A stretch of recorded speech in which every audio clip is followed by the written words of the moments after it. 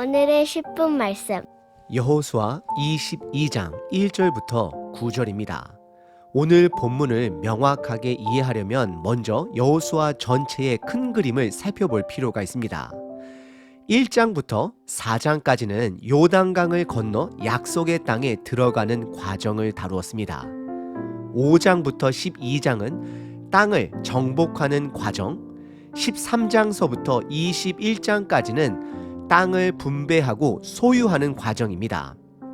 그리고 오늘 본문인 22장서부터 24장은 땅을 지키는 과정입니다. 그래서 1장서부터 전장인 21장까지는 하나님의 은혜와 말씀의 성취를 보여줍니다. 그래서 21장 마지막 부분에서 하나님의 말씀이 성취되었음을 명확하게 강조하며 한 단원이 마무리됩니다. 그리고 22장부터 마지막 장 24장까지는 다른 주제를 다룹니다. 바로 신실하신 하나님께서 모든 약속을 이루셨다면 이스라엘은 여호와께 신실한가? 라는 질문에 집중하는 것입니다. 다시 말씀드립니다. 1장서부터 21장까지는 신실하신 하나님께서 모든 약속을 이루셨습니다.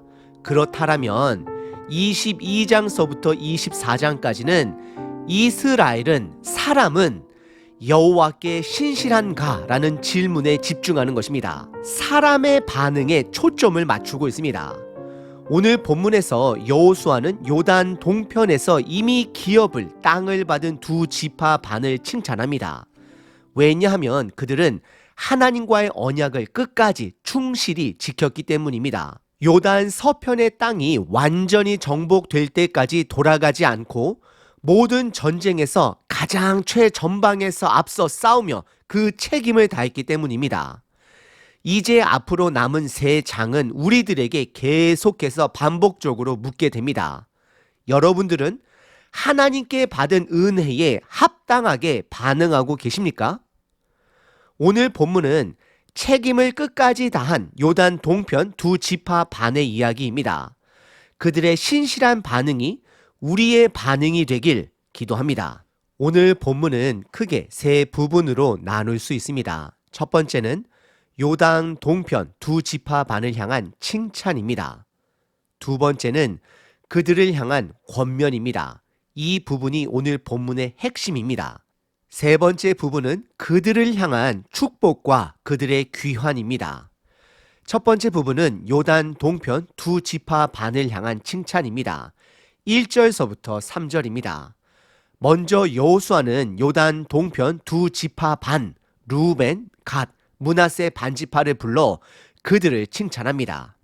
1절의 시작에 그때에 라고 시작을 하는데 이 시점은 두 가지 의미로 볼 수 있습니다. 첫째, 요단 서편의 정복과 땅 분배를 마친 시점입니다. 둘째, 전장 21장에서 신실하신 하나님의 약속이 성취된 이후의 시점입니다.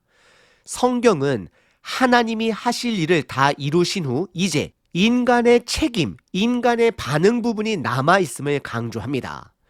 그래서 2절과 3절에 보시면 여호수아는 세 가지 이유로 동편 지파들을 칭찬합니다. 첫째, 모세가 명령한 것을 다 지켰다라고 말합니다. 두 지파 반은 요단 동편에서 미리 그들의 땅을 받았지만 요단 서편 땅을 완전히 정복하기 전까지 전쟁에 참여하기로 약속했습니다. 그리고 그들은 그 약속을 끝까지 지켰습니다. 두 번째 칭찬은 여호수아의 명령에도 순종했다라고 말합니다. 리더십이 모세에서 여호수아로 바뀌었음에도 그들은 변함없이 순종했습니다. 셋째, 서편 지파 형제들을 떠나지 않고 끝까지 책임을 다했다라고 칭찬을 합니다. 요단 서편 땅의 정복은 약 5년에서 7년으로 봅니다. 이 긴 기간 동안 그들은 전쟁에 참여하며 최선을 다했습니다. 신실하게 최전방에서 싸웠고 하나님의 명령을 끝까지 지켰습니다. 첫 번째 본문은 두 지파 반의 책임감과 신실함을 강조하며 이들을 칭찬하는 내용입니다. 두 번째 본문은 요단 동편 두 지파 반을 향한 권면입니다. 4절, 5절입니다. 오늘 본문의 가장 핵심 절이 됩니다. 이제 여호수아는 이들에게 중요한 권면을 합니다. 4절 시작 부분에 이제는이라는 부사로 시작합니다. 이는 단순한 시간의 흐름을 의미하는 것이 아닙니다. 1장부터 21장까지 신실하신 하나님이 행하신 일에 대한 이스라엘의 반응이 있어야 함을 강조하는 부사가 되는 것입니다. 하나님이 주신 은혜를 강조하며 그것을 안식이라는 단어로 표현합니다.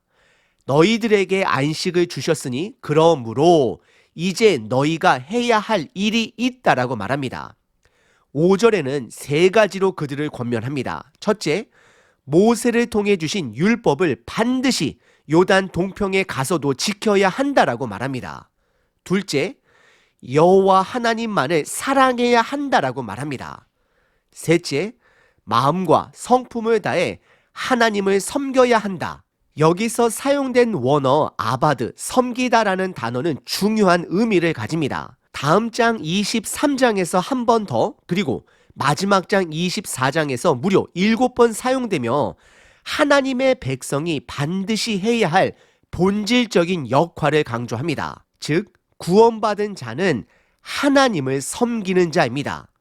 예배하는 자가 되어야 함을 강조하고 있는 것입니다. 이 두 번째 부분이 오늘 본문의 핵심입니다. 하나님의 은혜에 어떻게 반응할 것인가입니다.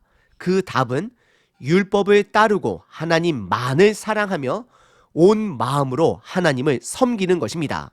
예배자가 되는 것입니다. 그래서 5절의 시작 단어가 오직입니다. 세 번째 본문은 요단 동편 두 지파반을 향한 축복과 그들의 귀환입니다. 6절부터 9절입니다. 이제 여호수아는 이들을 축복하며 고향으로 돌려보냅니다. 6절에 보시면 여호수아는 칭찬 후 권면을 주고 마지막으로 그들을 축복합니다. 이는 성경에서 자주 등장하는 올바른 권면의 순서가 됩니다. 칭찬, 권면, 축복입니다. 오늘 자녀들에게 칭찬하시고 권면하시고 축복해 보시길 바랍니다.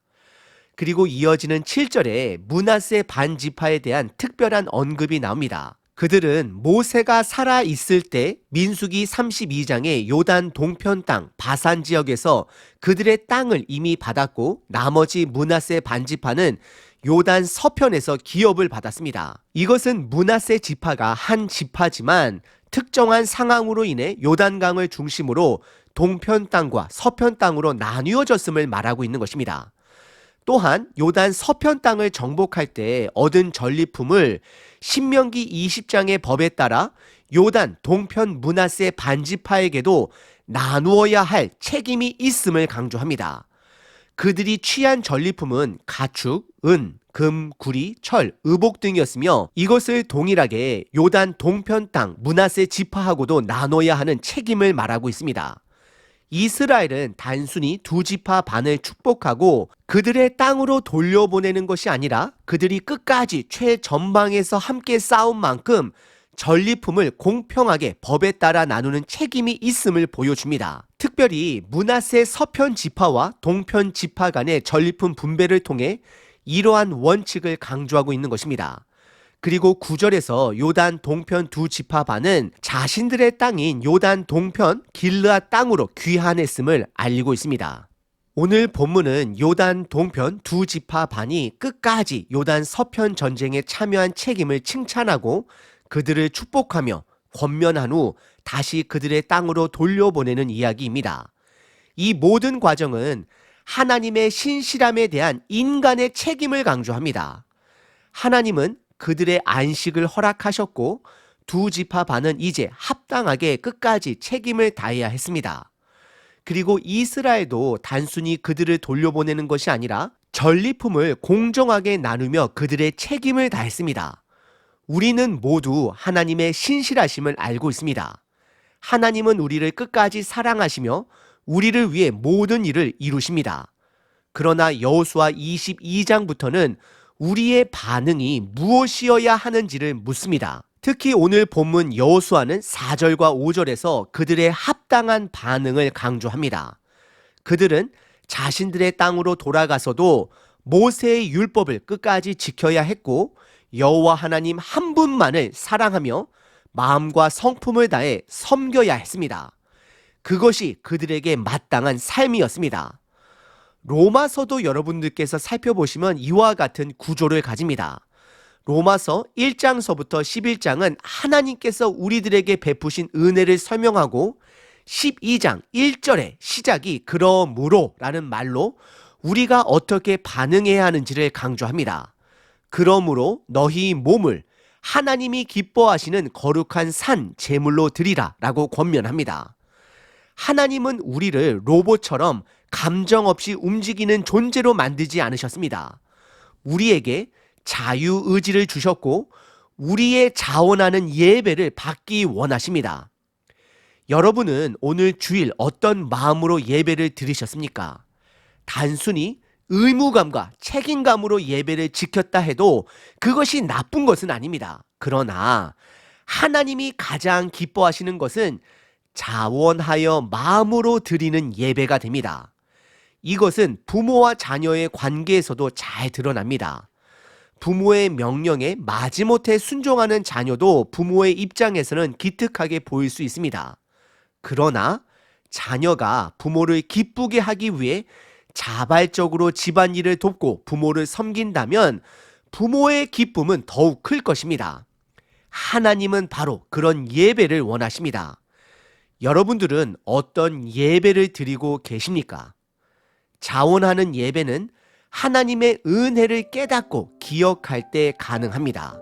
오늘 하루 우리가 이미 넉넉하게 받은 은혜를 기억하고 기쁨으로 자원하는 마음으로 하나님께 예배 드리시길 바랍니다.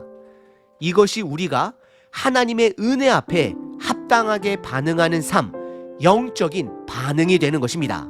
로마서 12장 1절 그러므로 형제들아 내가 하나님의 모든 자비하심으로 너희를 권하노니 너희 몸을 하나님이 기뻐하시는 거룩한 산 제물로 드리라. 이는 너희가 드릴 영적 예배니라. 너희는 이 세대를 본받지 말고 오직 마음을 새롭게 함으로 변화를 받아 하나님의 선하시고 기뻐하시고 온전하신 뜻이 무엇인지 분별하도록 하라. 은혜가 충만하신 하나님, 우리에게 베푸신 크신 은혜를 기억하며 주님 앞에 나아갑니다.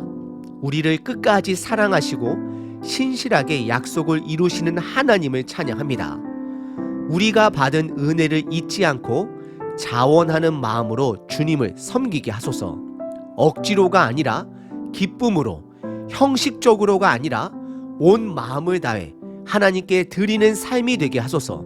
오늘도 우리의 삶이 거룩한 산 제물이 되어 주님을 영화롭게 하는 예배가 되게 하시고 기쁨으로 순종하는 자녀가 되게 하소서. 예수 그리스도의 이름으로 기도드립니다. 아멘.